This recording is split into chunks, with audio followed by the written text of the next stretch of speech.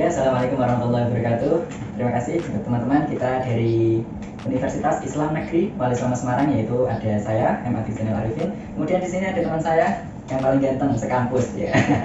Siapa lagi kalau bukan Bang Hanan ya, Bang Hanan. Dan ini ada teman cewek saya yang paling cantik juga pastinya, namanya yaitu Mbak Putri Khofifah Nur Saidah. Nah, pada kesempatan siang kali ini ya, yang sedikit mendung. Tapi semangat kita nggak boleh mendung juga ya teman-teman ya. Tetap semangat karena di sini kita ada bintang tamu yang sangat menarik ya. Kalian pasti nggak ragu lagi nggak? Pastinya sudah kenal dong dengan beliau. Siapa lagi kalau bukan Bu Ida ya Bu ya. Boleh memperkenalkan diri dulu Bu, nama lengkapnya? Ya, baik. Assalamualaikum warahmatullahi wabarakatuh. Alhamdulillah, saya Bu Ida Nurul Farida dari fraksi PKS, saya DPRD Komisi E Provinsi Jawa Tengah. Dengan Mas siapa? Dengan Mas Arifin. Mas Arifin, Mas Hanan, dan Mbak Putri. Silakan apa yang mau disampaikan. Oke, sebelumnya kami terima kasih banyak atas waktu yang diberikan Bu Ida kepada kita ya. Ini kami dari jurusan komunikasi dakwah Bu. Ya, jadi ada komunikasinya, juga ada dakwahnya. Tapi di semester 4 ini kita ada satu mata kuliah yaitu komunikasi politik. Nah, yang akhirnya mau nggak mau di sini kita juga harus membuka diri. Yang sebelumnya apa sih itu politik, mungkin bagi kita seorang anak remaja gitu ya, menunggu dewasa agak kurang begitu respon dengan adanya politik. Tetapi karena ada matkul ini akhirnya kita bisa lebih membukakan diri dengan apa yang itu namanya politik ya. Dan itu menurut kami juga sangat penting sekali, terutama politik ini kan merupakan suatu organisasi yang paling besar di Indonesia ya Bu ya. Karena mau jadi presiden harus lewat partai politik ya. Jadi memang harus gitu. Nah ini karena kami anak komunikasi, ini dengan Bu Ida partai PKS ya Bu ya. Keadilan Sejahtera. Ya, Partai Keadilan Sejahtera atau disingkat dengan PKS. Ini kalau saya cari di Google nih Bu ya, Ibu Ida ini satu-satunya perempuan anggota ya Bu? Di Provinsi Jawa Tengah, saya satu-satunya anggota perempuan PKS. Tapi untuk se-Jawa Tengah, alhamdulillah ada 15 perempuan ya, gitu. di seluruh Jawa Tengah. Cuma yang di provinsi memang baru saya sendiri. Ya. Wah, itu kalau boleh tahu apa sih Bu, kok bisa gitu? Bisa laki-laki, ini kok perempuan sendiri? Nah, ini harus buat minat-minat seorang cewek-cewek nih. Jangan mau kalah nih dengan yang laki-laki gitu. Ya, sebelum saya menuju ke tata jawaban itu, saya perlu menjelaskan kepada adik-adik semuanya bahwa politik itu sangat-sangat penting. Karena untuk merubah sebuah kebijakan, merubah haluan negara ini, merubah arah tujuan ya, hal-hal yang ingin kita capai ini ternyata keputusan-keputusan politik ini menjadi sangat penting. Misalnya seorang presiden itu tanda tangannya sangat-sangat berharga untuk mengubah kebijakan-kebijakan, termasuk memindah negara, memindah ibu kota negara dari Jakarta ke IKN, itu tanda tangan seorang presiden. Kemudian juga kebijakan-kebijakan di kepala daerah, di gubernur, wali kota, kabupaten itu juga sangat penting. Dan mereka-mereka yang bisa menduduki itu kan tentu mereka berangkat dari partai politik. Dan partai politik yang bisa mengusung sendiri mencalonkan kepala daerah itu kalau memenuhi 20% minimal untuk saat ini, meskipun sebetulnya itu sudah banyak yang protes ya, jangan 20%, karena dengan 20% itu akan terbatasi sekali partai-partai politik yang bisa mencalonkan kepala daerah atau bahkan presiden. Pengalaman 2 kali pemilu ya, kita hanya terbelah menjadi 2 dan itu sangat tidak nyata. Nah, semoga nanti pemuda-pemuda bisa depan. Kenapa? Kita jangan cuma dengan politik, sekali lagi karena politik punya andil ya harus punya andil, punya kontribusi. Kita harus mengkampanyekan juga yang baik, kita kampanyekan dan kita harus pilih. Kenapa? Karena kalau di parlemen itu adanya adalah suara terbanyak. Dan terbanyak itu adalah baiknya kayak apa ya, baiknya kayak apa, tapi kalau waktu voting kalah ya kalah. Nah, maka harus diperbanyak orang-orang baik di parlemen. Karena disitulah ketika orang-orang baik di parlemen banyak, ketika voting kebijakan itu baik, bermanfaat untuk masyarakat, maka merupakan parlemen. Itu yang pertama. Yang kedua terkait dengan saya, tentu saya ini sebagai prajurit partai begitu PKS yang mungkin mas-mas dan mbak kenal sebagai partai dakwah. Kami ini juga menjadi bagian dari dakwah. Nah, saya pun ketika ditunjuk untuk ikut berkompetisi di dalam menjadi caleg ya waktu itu tahun 2019 itu, tentu saya pertama merasa berat karena sejak 2009 kita ikut pemilu itu saya selalu menjadi tim ses, tidak pernah menjadi caleg. Selalu menjadi tim ses selalu dan ya insya Allah banyak berhasil kami mengkoordinir masyarakat, melakukan kampanye di masyarakat, mulai pansos dan sebagainya kami lakukan. Tapi ketika 2019 tiba-tiba kami disuruh maju itu rasanya, aduh, kalau mengkampanyekan diri sendiri kayak mengkampanyekan orang itu yang lebih leluasa ya.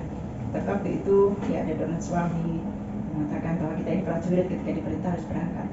Dan bismillah waktu itu ketika kita diperintah, waktu itu saya pun juga bukan caleg yang diharapkan jadi ya, karena saya itu nomor 4 Mas. Jadi kan caleg itu kan ada 1, ada nomor 1 sampai 7 di wilayah saya, nomor 6, nomor 7 di dapil saya itu.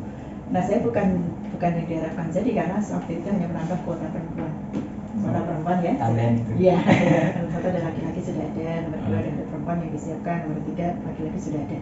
Nah waktu itu di dapil saya itu kurang, jadi calegnya kurang, akhirnya saya ditambahkan di situ. Nah tapi sekali lagi ketika saya diperintah maka saya akan berjuang mastata'tum semaksimal mungkin.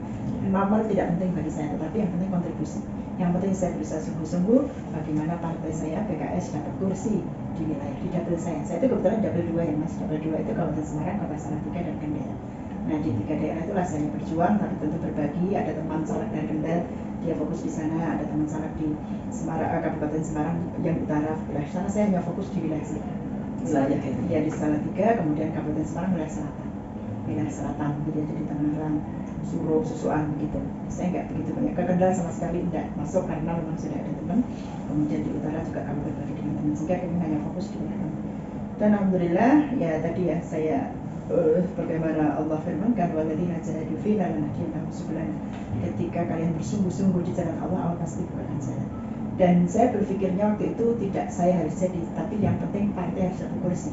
Dia bersungguh-sungguh siang malam saya lakukan sosialisasi, komunikasi dan sebagainya. Dan kebetulan saya punya link-link ya, karena saya dulu ketua IGTKI Kabupaten Semarang, kemudian ketua FKGTAI, saya wakil ketua PKK di Kota Salatiga, saya pernah ketua Salimah di Jawa Tengah. Jadi jaringan-jaringan itulah saya manfaatkan. Di samping juga ada jaringan keluarga, karena saya itu keluarga besar.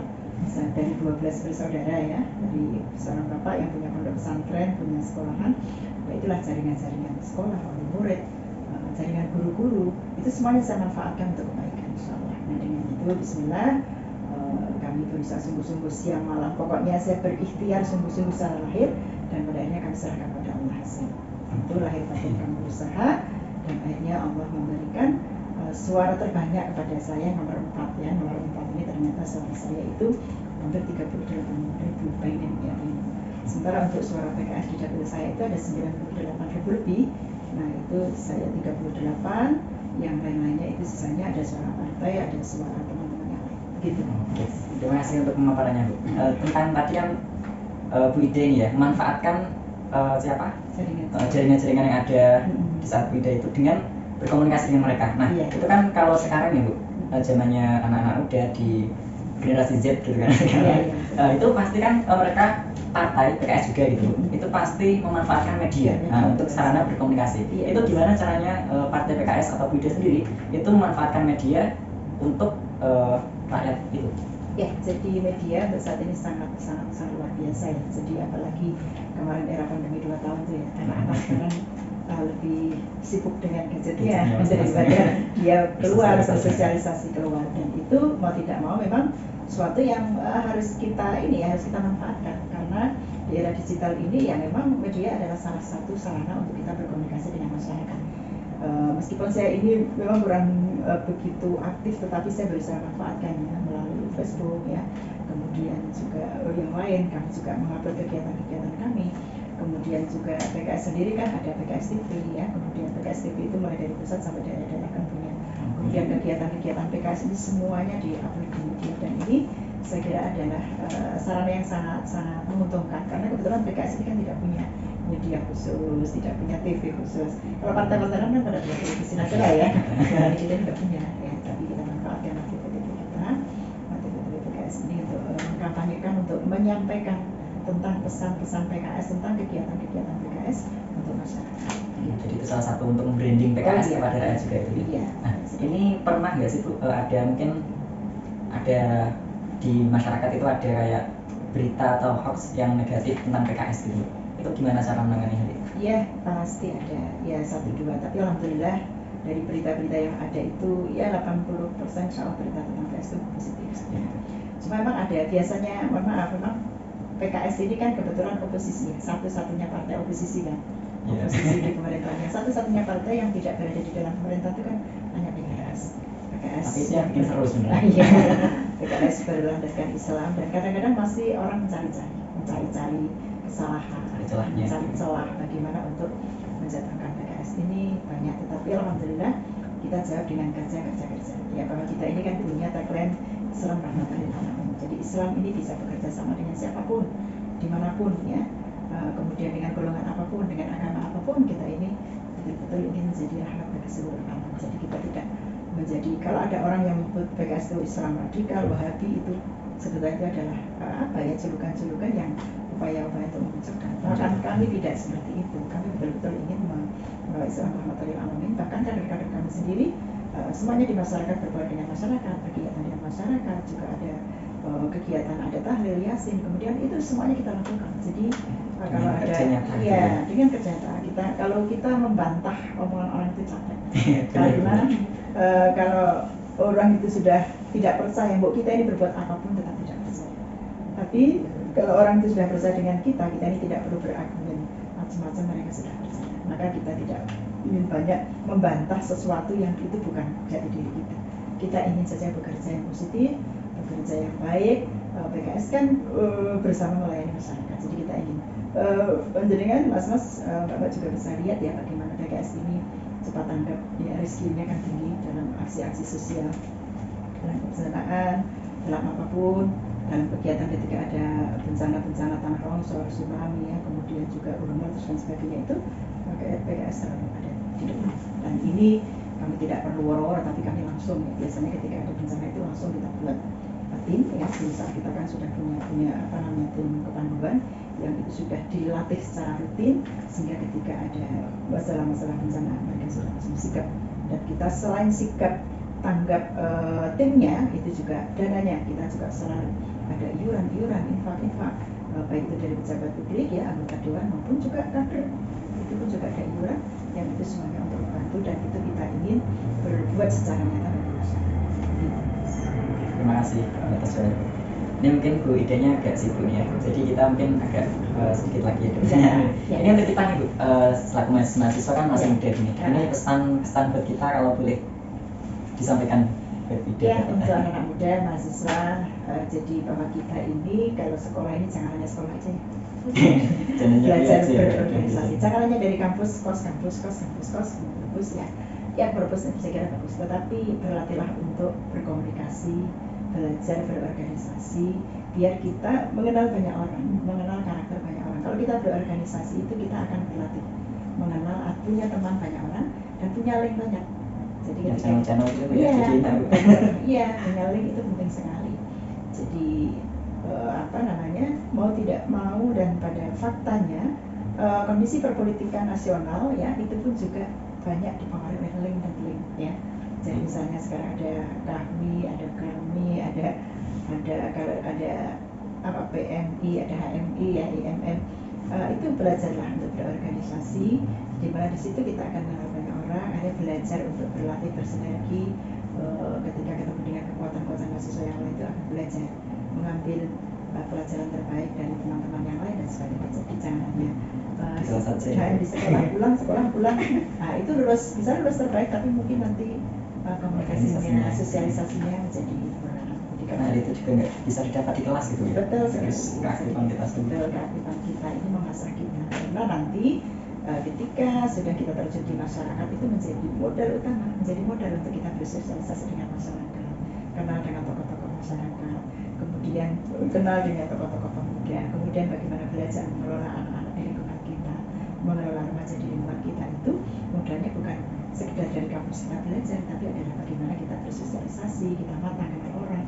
Banyak orang di kampus ini jadi sangat penting.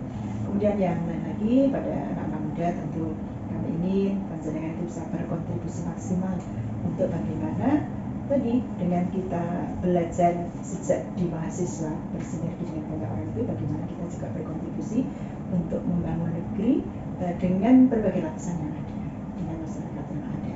Dan mau tidak mau, untuk membangun negeri di Indonesia ini kita harus mengenal politik. Kita harus jangan pernah antipati dengan politik. Jangan mengatakan politik itu kotor. Ya, kotor itu tinggal caranya bagaimana. Bahkan di dalam Islam pun ada yang namanya siasah ya. Siasah itu adalah upaya atau bagaimana melakukan sesuatu untuk kebaikan dan kemaslahatan. Dan kalau itu para pelakunya itu orang yang baik, orang-orang yang amanah, maka tentu upaya-upaya melakukan perubahan ini pun juga dengan cara-cara yang baik, dengan cara yang dicontohkan oleh Rasulullah, dengan cara yang bagaimana diajarkan oleh Islam.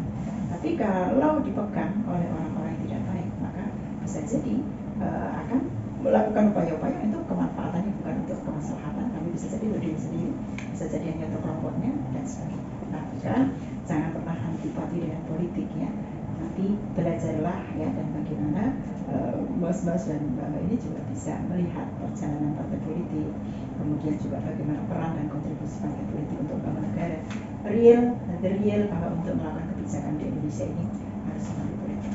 Karena pernah ya ada misalnya, memang boleh di Indonesia ini ada independen boleh mencalonkan wali kota atau kepala daerah, boleh, tetapi kan syaratnya juga harus mengumpulkan sekian KTP. Nah, mengumpulkan 1000 KTP atau berapa ribu KTP sekian KTP ini kan kalau kita nggak punya jaringan sulit gitu ya. Jadi tetap bahwa jangan anti dengan politik, jangan anti, karena sekali lagi politik dalam Islam itu adalah ya, saya kira bos-bos sudah mempelajari juga ya, siasa Islam saya kira sudah mempelajari, dan itu juga sangat penting untuk melakukan perubahan, melakukan pembangunan di masyarakat dan menjadikan Islam rahmatan lil alamin itu dengan politik juga. Begitu kira-kira. Ini ada satu lagi nih yang terakhir, ini tentang target PKS untuk Pilpres 2024 ini. Pilpres apa pilek dulu ya? Ya, yang jelas kalau di pilek ini target PKS 15% ya. 15% ini target kita jadi kita semakin banyak anggota DPR RI, semakin banyak, sehingga semakin mewarnai ini ya di DPR RI, kemudian DPRD juga semakin banyak. Di provinsi ini kalau dari Jawa Tengah ya, kalau dari Jawa Tengah ini di provinsi ini targetnya 18 kursi, kemarin baru 10. Kemudian untuk DPR RI ini targetnya 18 kursi, kemarin baru 5. Nah, kemudian di DPRD kabupaten kota juga demikian ya, ada 200 sekian targetnya. Nah, itu kenapa kita punya targetnya 15% tidak 20%, ya kita realistis ya. Jadi kemarin ini kita dalam pemilu 3 kali pemilu itu kurang lebih 8% ya, kurang lebih 8%. Jadi 2009, 2014, 2019 itu kurang lebih 8%. Nah, kita ingin ya lipat 2 kali lah, harapannya kita seperti mohon doanya, jangan lupa juga dukung. Ya, jadi silakan pelajari kami, pelajari PKS dan apa kerja-kerja kami. Saya kira ketika buka di di medsos ya tentang PKS, bisa buka di PKS manapun ya di seluruh Indonesia. Dan kemarin ketika kita melakukan milad ya, melakukan milad PKS yang puncak milad yang ke-22 ya Mbak ya kemarin ya, itu kan luar biasa, artinya tanggapan dari seluruh partai sangat bagus. Semua partai hadir, kita undang tidak hadir ketua umumnya, mereka memberikan pidato secara online gitu ya. Dan itulah salah satu manfaat media online sekarang ini, media baca sekarang ini. Jadi apa Surabaya, Pak Erlangga Hartarto dan sebagainya itu ada di luar negeri, tapi mereka bisa sampaikan langsung melalui online. Nah, inilah pentingnya medsos, dan saya kira apalagi anak muda seperti kalian manfaatkan ini untuk kebaikan. Jadi 2030 ini kan kita akan mendapatkan bonus demografi. Bonus demografi ini adalah di mana anak-anak mudanya lebih banyak dibanding orang tua dan itu ada pada kalian. Nah, karena itu siapkan diri kalian untuk menjadi berkah bagi negeri ini. Jangan menjadi musibah bagi kita anak muda yang akhirnya hanya sibuk dengan medsosnya tapi tidak mau bekerja untuk negeri. Karena ini sudah ada penelitian di mana anak-anak muda generasi Z ini banyak yang mereka akhirnya sibuk dengan medsosnya tapi tidak mau berkontribusi untuk negeri. Jangan sampai kalian yang manfaatkan medsos dengan baik, dan tapi juga jangan lupakan kalian harus bersosialisasi, jangan sibuk dengan medsos, jangan sibuk dengan mungkin mendapatkan hasil-hasil yang luar biasa dengan online, tetapi juga kalian harus bermasyarakat, kalian harus berkontribusi di masyarakat, membangun negeri ini, jangan tentu harus terjun langsung di masyarakat, mengajak masyarakat untuk baik. Begitu. Terima kasih Bu Ida atas waktunya. Ya. Kami sampaikan terima kasih banyak ya dari teman-teman juga ini. Ya, maaf kalau ada yang kurang berkenan. Dan semoga pada kesempatan kita bisa. Ya. Teman-teman, sekian ini wawancara dari Bu Ida. Kami undur diri dulu. Kami akhirnya assalamualaikum warahmatullahi wabarakatuh. Waalaikumsalam warahmatullahi wabarakatuh.